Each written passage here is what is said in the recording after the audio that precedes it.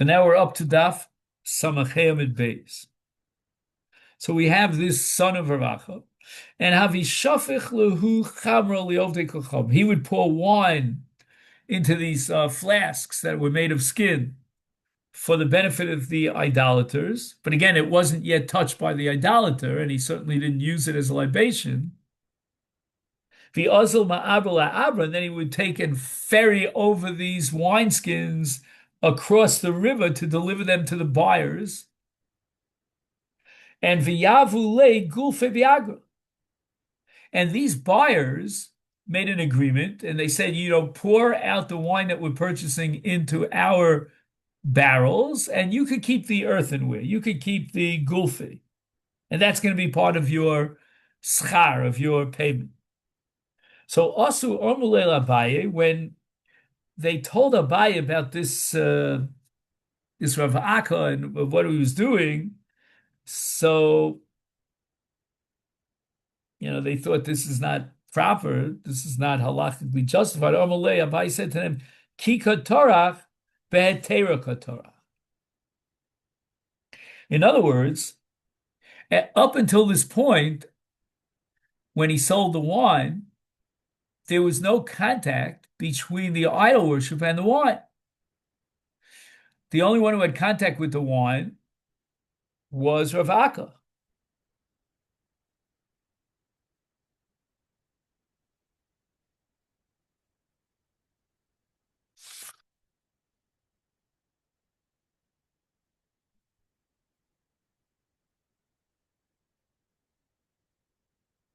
So the wine is not Yayin Nesach.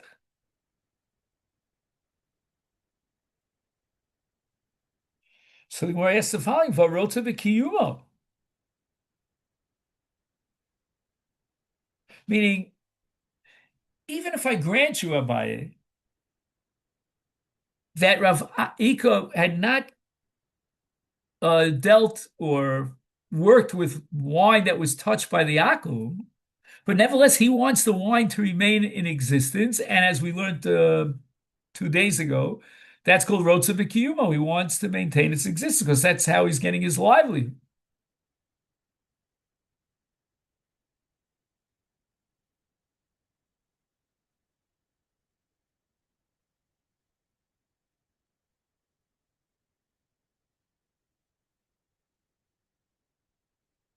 Now, why is it rotza b'kiyumo? So the Gemara adds 3 words here to explain this, so we understand the kasha. Delo nitz taru ziki.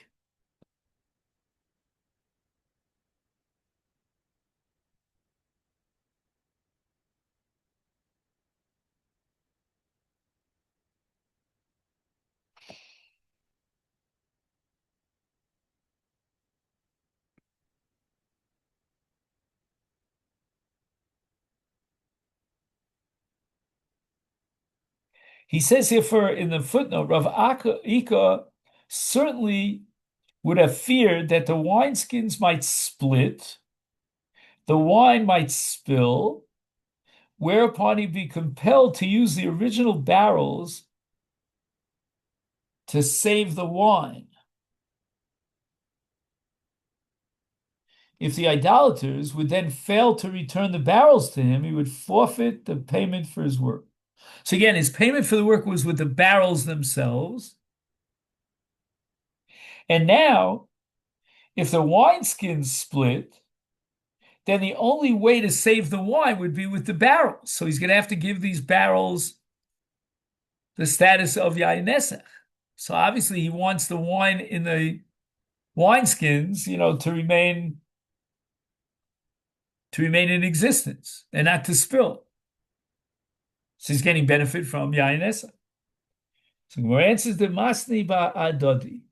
He made a stipulation with the buyers that in event that the wineskins split, he's not going to have to use his barrels to save the wine, because that's how he makes his money and that's his wage. He gets paid with the barrels. Inami, the Gemara offers another answer. The Maisu Priskite Badai. What would happen is that the buyers brought, knowing full well that they would have to give the barrels as payment to the Jew, what they did was they brought their own empty vessels, and the wine would be poured into their vessels from the barrels. And if the wine would spill, they had their vessels, and they would save the wine in their vessels. So Gemara asks, "V'haka ma'abra lehu ma'abra." To katarach bi surah.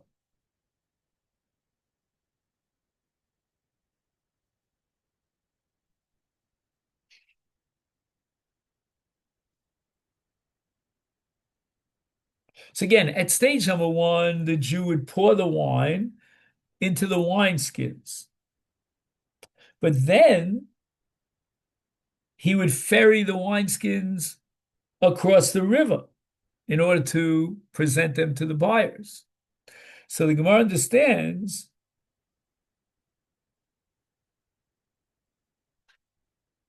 that at that point, the wine became forbidden. So how can he ferry the wine across the river? And the Gemara gives two answers. He would tell the ferrymen up front that they would have to ferry the wine, so he never ferried the wine. And Inam, another answer, the Nikite Be Kitre, right? The buyers would have special knotted ropes, and they would identify themselves as the ferryman, and they would take the wine, which was by then already Yain Nesach, across the river. So Ravika never himself actually took the wineskins across the river. Okay, now we get to the Mishnah. Now this Mishnah begins a whole nother dimension of Masechet Avoda Zara, which is going to occupy our minds for a long time, and that is what we call tarovis, mixtures. So yayin nesach shenofal al gabe anovin. So in the first case, we have grapes.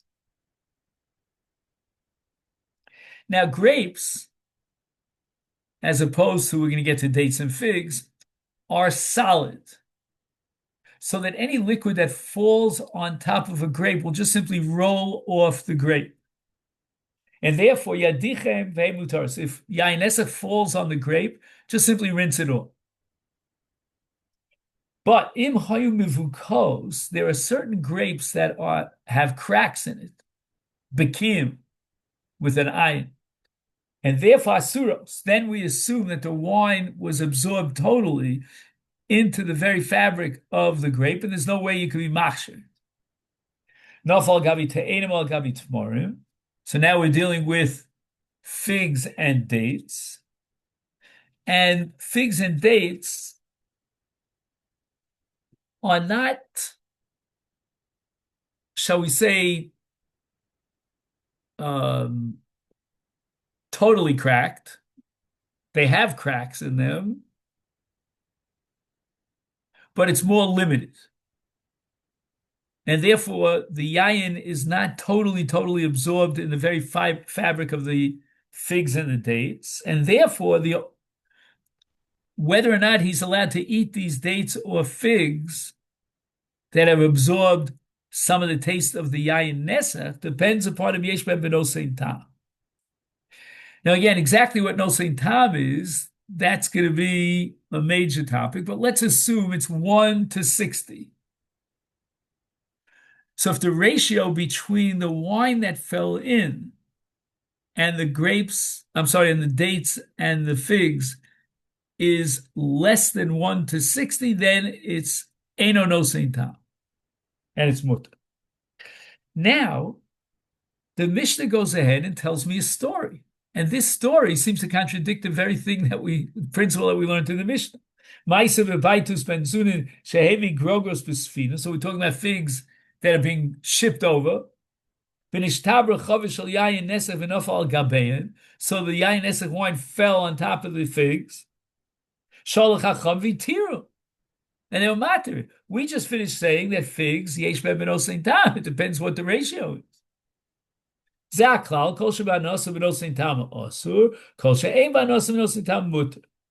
So the question is how much time was absorbed. So if it's no same time, then the hana would be awesome because we're not allowed to get hana from nayin nesa. But if it's eno b'no same time, let's say it's a ratio of 1 to 70, then you're allowed to benefit from it. You go chomich enough al gabi grisen. Okay, vinegar fell onto split beans. Vinegar has an adverse effect on the taste of split beans. And now we get into another sugya, another principle, which is called no sein tam lifgam. Anyway, the Gemara asks Maisa Listar. I mean, you just finished saying that the figs are prohibited unless you could be matter with if it's less than no sein tam, and then you tell me a story about baitus, which gives us to the impression that they were matir, even though the wine spilled out and fell on the figs. There's a piece of the Mishnah that was omitted. Im no sein tam lifgam hu, if the taste of the yayin nesach in the fig is pogum, right? Pogum means it's not good, it's detrimental, then mutter. My senami baitis ben zunishay maybe grogus besfina nishtabra chavish shel yayin nesach v'nafal gabeim ba ma'isen lechacham v'tirim, and the reason why they were matered is because in that particular case the yayin nesach in the figs was no sein tam lifgam.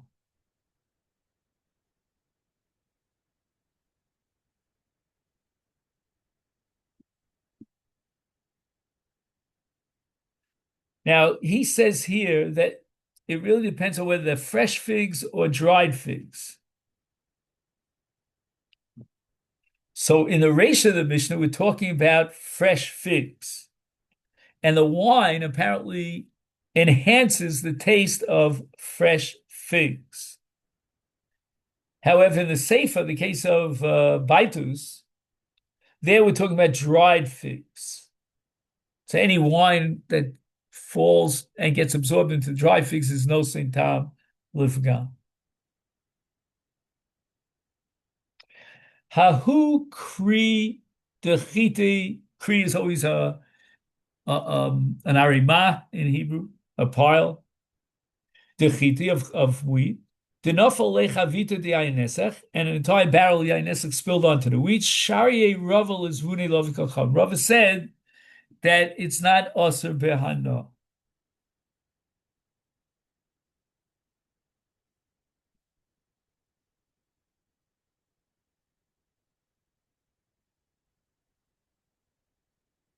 So here we have to make a fundamental distinction between yayin nesech and stam yena.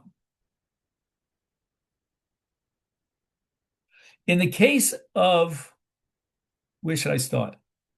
Let me do it backwards. In the case of stam yenom, the only iser of tarovis is going to be be'en. But if there's a mixture, then we differentiate between the iser shasia and the iser ano. So again, in stam yenom, we're going to be matir hana with tarovis. But in the case of yayin nesa doraisa, which is biblically prohibited because the guy was menasech, in that case, unless it's eno beno sein tam or it's no sein tam l'shvat pagum, then it's osir even bano.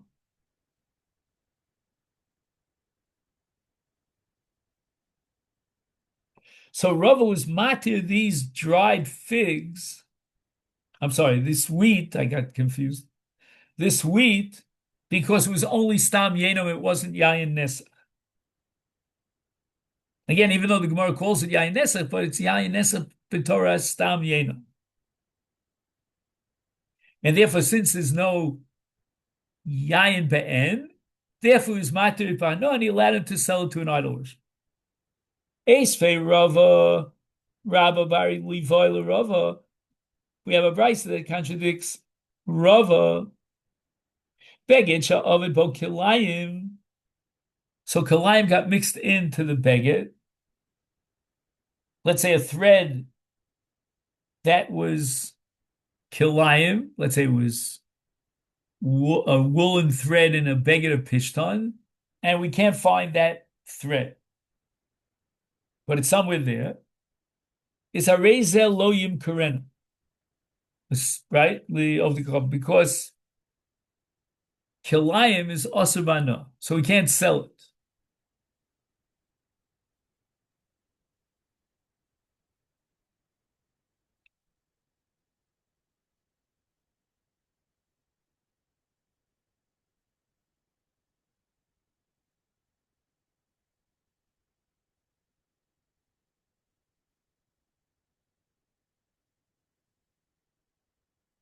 Just 1 second. Why are we talking about selling it here?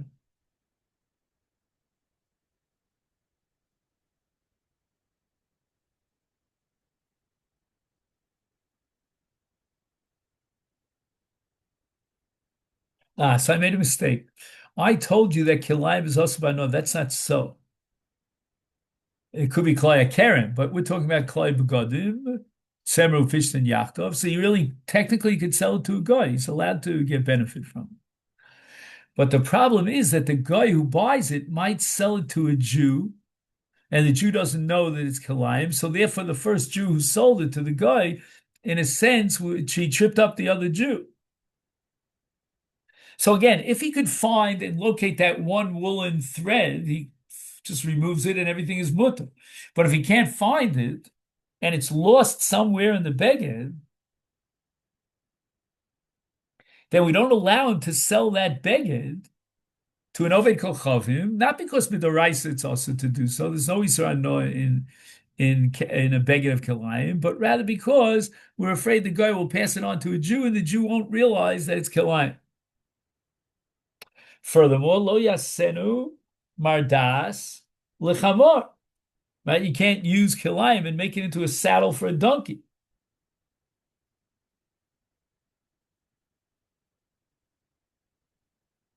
Now, again, why can't you use it as a saddle for your donkey? That's only an Isra Hano. You're not wearing it. And the animal is not also b'kilayim. But he says that since he doesn't know where that thread is, he might forget that it's shatnez, cut off a piece from this, this garment, and patch it onto his clothes.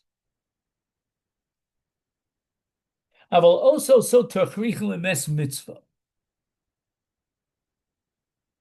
Okay, we'll leave that out for a minute. My time alone. Why can't I? Why are you prohibited from selling the garment which has the thread of kalim to Avoda Zara? To an Avoda Zara, you might sell to a Jew, and the Jew has no way of knowing that this garment contains kalayim. Hachanami asi lizvune Israel. What happened with the wheat? That yain nesach fell onto the wheat. It's not visible.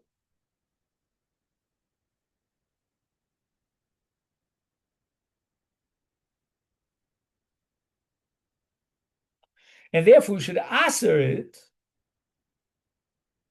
Can't sell this wheat to an idol worshiper because that idol worshiper might sell it to a Jew.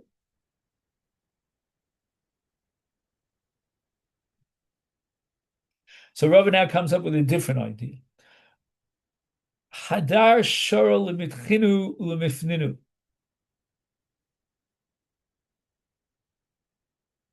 You know what? Take these wheat kernels, grind them down, bake them, and then sell the baked bread to an idol worshiper. And again, this is all under the assumption that since it's tam yenam, and it's not be'en, it's in a tarovas, therefore it's not also b'shasiya. I'm sorry, it's not also b'hano.